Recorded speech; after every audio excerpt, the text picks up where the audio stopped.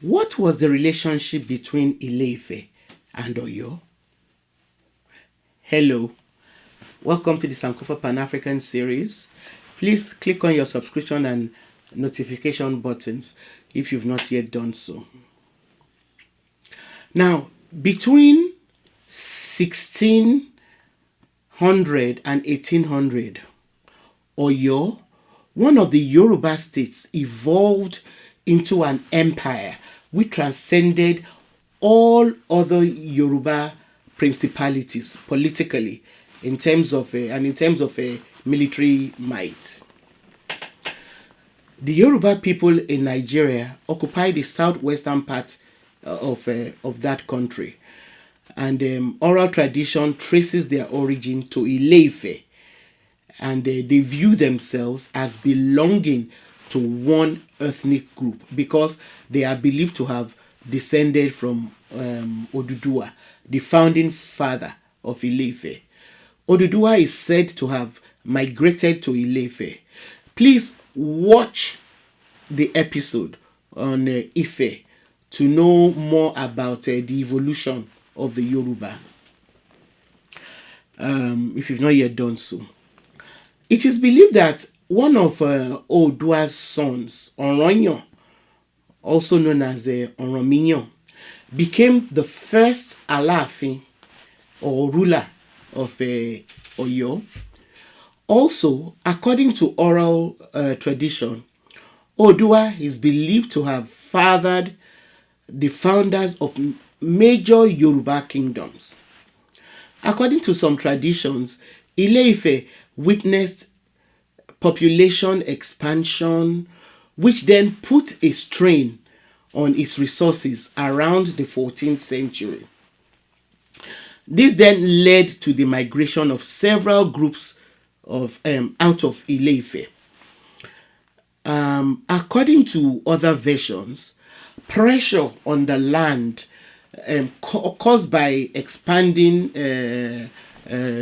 population and a great drought and famine led the people of Ife to convene a meeting during which it was decided that some people should leave. Some scholars suggest that a decision was taken at Ile-Ife in a place called Ita-Ijero, which means place of deliberation, in order to determine which direction each of the groups of people emigrating would follow. So in order to keep the familial contact between Ife and the new places where the migrants would settle, the children of Oduduwa were appointed to lead each group. This account is shared by several settlements of Yoruba people who point to the migration, to this migration from Ife as a form of deliberate dispersal to increase the number of people and places founded by descendants of Oduduwa. And according to Roberto Laninho, although the exact number of kingdoms founded as a result of this exercise is usually contested, he suggests that at least 16 kingdoms are known to have been formed in various parts of Yoruba land, which then modeled themselves after Ife. While these kingdoms remained autonomous, they considered themselves kinsmen, Ebi, and they held periodic renewal of contacts with Ile-Ife, their ancestral home. The political administration of these Yoruba states also often had many towns, villages, farmsteads, with one town serving as the capital where the Oba lived. Each town or village was made up of lineages headed by a Baale, who then answered to the Oba. The position of Oba of towns founded by Ife princes or descendants of Oduduwa, continue to be ruled even till today by people whose ancestry can be traced to Odua. Although, as a ruler, Obas were politically supreme. However, Olaniyan surmises that in reality there were checks and balances which stopped them from becoming absolute monarchs. For example, an Oba could not rule single-handedly, but only in conjunction with the Iwarefa, a council of chiefs. The council of chiefs, in turn, consisted of two groups. One group, which was made up of heads of the various lineages, represented the interests of the commoners, while the second group represented the interests of the king and the royal family. It is believed that Oyo, one of such Yoruba settlements, thrived because of its favorable trading position, its natural resources, and the industry of its inhabitants. As I noted earlier, the ruler of Oyo is called Alaafin, and various Alaafins left their marks. The power of Oyo grew under one of its rulers, Alaafin Orompoto, who used the wealth derived from trade to establish a cavalry force and to maintain a trained army. Even after the ascendance of Oyo, the sacred aspect of Yoruba kingship, and which prevented the Alaafin from becoming an autocrat, continued to prevail. Rulers were bound by rules and precedents, and they were required to submit all business to councils of chiefs and officers. Policies could only be proclaimed under the king's name after consultation and deliberation by these bodies. It is believed that the initial founders of Oyo settled in Oyo-Ile, Kusu, and Igboho. From 1450, Oyo prospered due to trade with some northern states in Hausa land, and later in the south with Portuguese sailing vessels that plied the coast of West Africa. Oyo also maintained dominance over the lands which became part of its empire through the maintenance of its formidable cavalry and archers, which enabled it to expand to areas of the southwest and in the savannah to the north, acquiring territory from its neighbors, the Bogu and Nupe states, around 1610. The Nupe had initially conquered Old Oyo around 1535 and held onto it until the Oyo kings regained it around 1610. Now, while some of Oyo's territorial expansion was motivated by the need to gain control of the lucrative regional trade routes along which salt, gold, and sadly slaves were transported, Oyo was unable to overcome some groups like the Ijesha, who inhabited forest areas where the Oyo cavalry could not be used effectively. And then there were also dangerous tsetse flies, which prevented them from being able to conquer the Ijesha. They also were unable to overcome the Ekiti, who dwelt in the hills bordering the far northern stretch of lands around Oyo. Now, the kingdom of Benin in the east was another formidable block to Oyo's ambitious trade. The Oyo territory, however, expanded to encompass various environments with portions of rainforest, dry forest, savannah, and mangrove swamps. Oyo benefited most from the savannah areas, which allowed easy movement and trade contacts with neighboring states. Oyo Empire traded in agricultural products like okra, yams, dates, palm oil, and fish. And the iron smelting technology was also highly developed, and this facilitated the production of iron tools and weapons, which it traded for kola, pepper, ivory, gold, and sadly again, like other major African states around this time, slaves.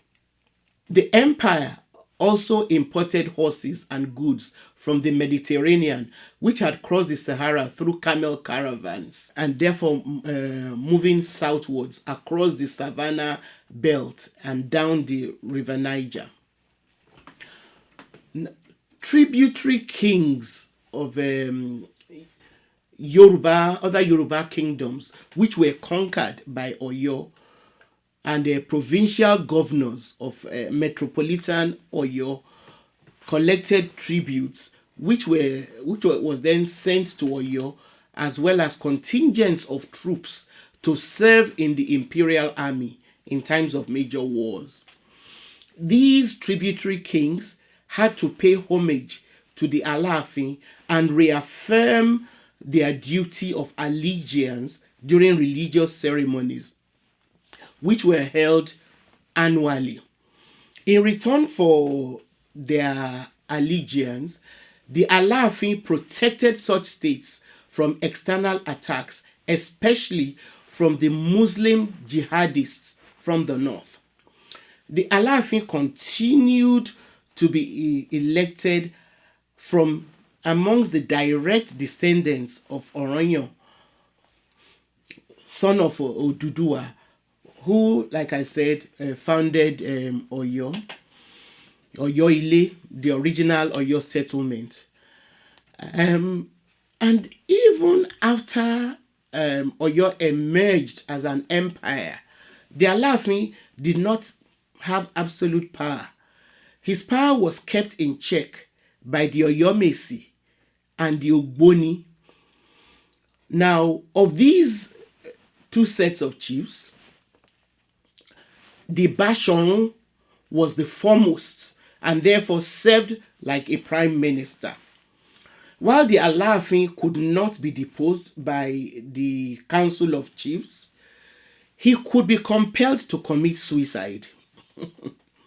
Because if both groups of chiefs, that is the Oyomesi and the Ogboni, found his conduct or policies disagreeable, or if the Alaafin lost the support of the citizens of Oyo, the chiefs would ask the Bashorun to present the Alaafin with an empty calabash containing the eggs of parrots, which was a symbolic way of announcing to the Alaafin that the gods, the people, and the earth had rejected him.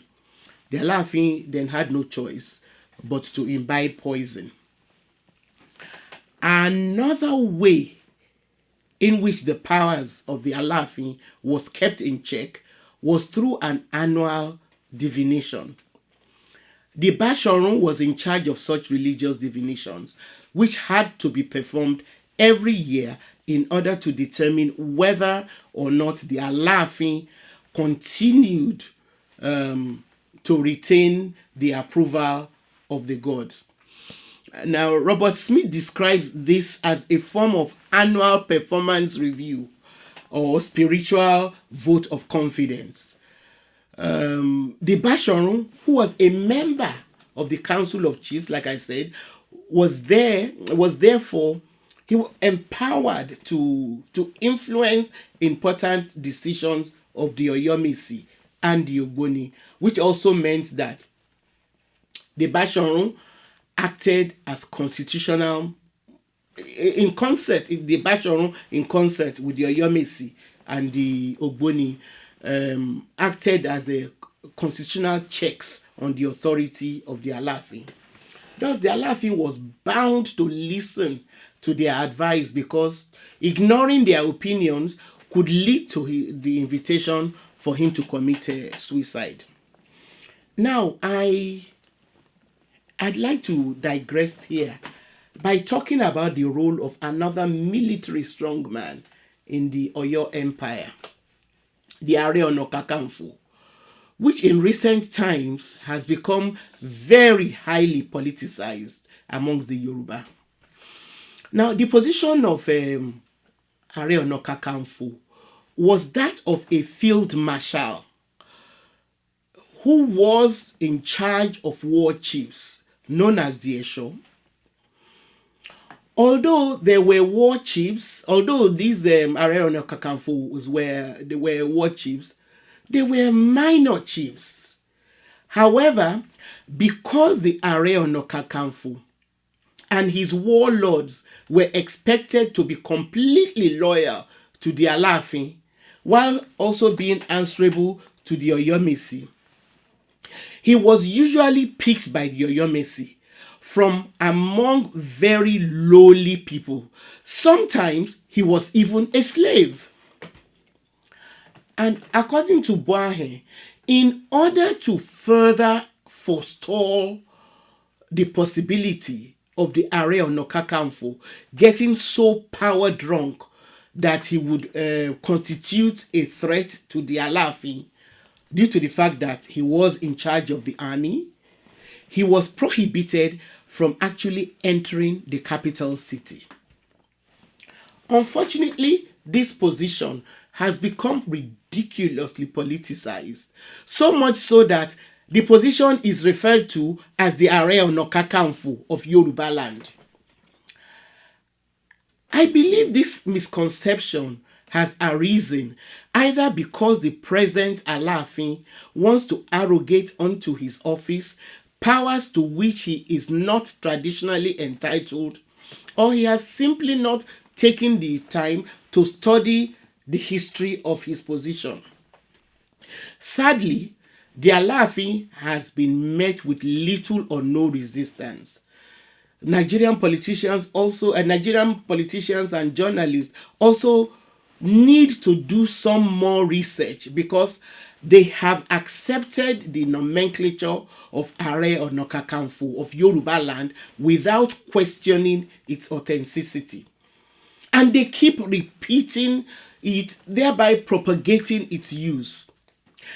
I actually saw on TV a couple of years ago the previous governor of Lagos State, Akinwumi Ambode, who, while receiving Ganiu Adams, the then newly appointed Kakanfo, as the Are Ona Kakanfo of Yoruba land, he then pledged his support for Adams.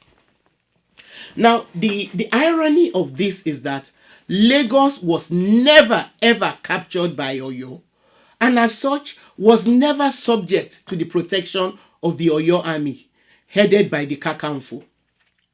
Even the Yoruba kingdoms which fell under Oyo and were therefore tributary to it in the past, who paid tribute to Oyo, or who were compelled to pay tribute to Oyo in the past, are no longer subject to Oyo. To continue to flaunt the position of the Are as an Are of all Yoruba is not just historically incorrect, but quite disturbing and disrespectful to areas of Yoruba land that were never under any Are's control. Because to do so is to give to Oyo authority which it should not have over other Yoruba kingdoms and people. Anyway, to get back to the history of this remarkable empire, Oyo began to subjugate the kingdom of Dahomey, which lay west of it in 1730. Under one of its rulers, Aláàfin Ajagbo, Oyo also got involved with the transatlantic slave trade with European merchants on Dahomey's coast through the port of Ajase, now known as Port Novo. Some rulers of Oyo concentrated on amassing wealth, while others advocated the use of wealth for territorial expansion. One ruler, Aláàfin Abiodun, who reigned between 1770 and 1789, conquered his opponents in a vicious civil war and pursued a policy of economic development based primarily on the coastal trade in Ajase with European merchants. Unfortunately, in his pursuit of wealth, Abiodun neglected everything else, and this weakened the army, which had been the backbone of Oyo's power, and which previous Alaafins had used to maintain control. This left the kingdom vulnerable to local revolts, in which administration was tenuously maintained by a complex system of public service, and a decline in the authority of the tributary chiefs. The decline was later hastened by quarrels between one ruler and his advisors. Oyo just continued dawdling through the later 18th century and into the 19th century, when it began to lose control of its trade routes to the coast.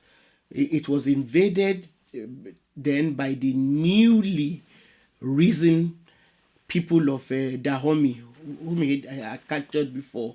And soon, after 1800, substantial parts of the empire were captured by militant Fulani Muslims from the northeast.